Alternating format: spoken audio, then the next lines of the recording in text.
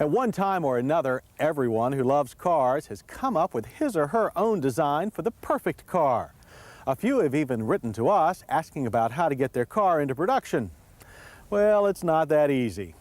New cars must go through a seemingly endless process of certification and inspection before they are allowed on the road. More than one would-be Henry Ford has gotten lost in this regulatory jungle. But there are always a few hardy souls who refuse to quit.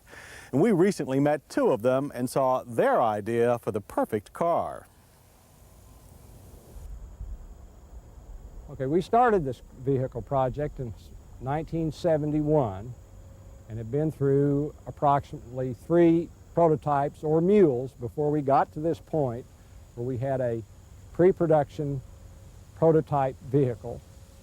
And we have had to go through 3 or 4 or 5 government agencies getting our approvals along the way so they understood what we were doing.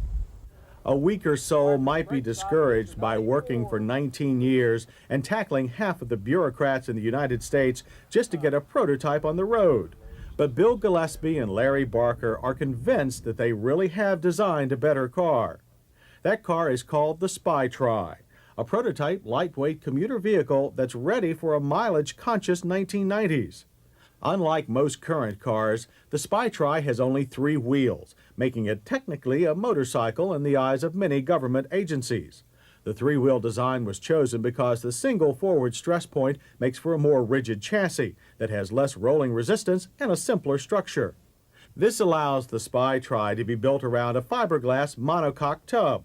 Critical areas are reinforced with exotic materials like Kevlar and carbon fiber, and the upper and lower body halves are then bonded together. Pretty advanced stuff, and easy if you have the resources of General Motors. But all 3 Spi-Tri prototypes were built in Bill's garage.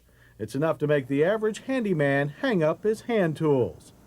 The Spi-Tri has plenty of other unique features besides 3 wheels, such as a steering wheel that tilts sideways for easy entry, an air conditioning system that ducts air through the seat cushions, and foam bumpers that not only meet federal 5-mile-per-hour crash requirements, but would cost only $35 to replace.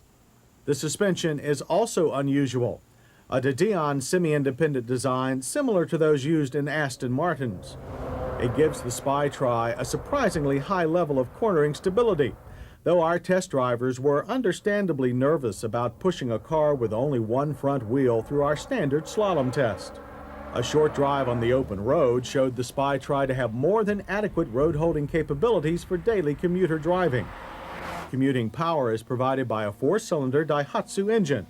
It makes 50 horsepower and pushes the Spi-Tri from 0 to 60 in 16.9 seconds. A sports car, it's not. Its strength lies in its gas mileage, a claimed 60 miles per gallon. But 3-wheeled vehicles have never been popular in the U.S., no matter how good their gas mileage. We are currently negotiating with some people in the Orient to produce this vehicle for that market in that area. And then we would feel like we would go to the European market where 3-wheelers are more common vehicles than they are here in the United States. If the Spi-Tri does reach production, it will be because its creators have learned the most important lesson of car building. People don't realize that you can build a vehicle, I mean by putting an engine and a transmission in a chassis and driving it off down the road, but when you're at that point, you're only 1/3 of the way done, because the rest of it is all the final details to get it finished out like the car you see today. And this takes a long time.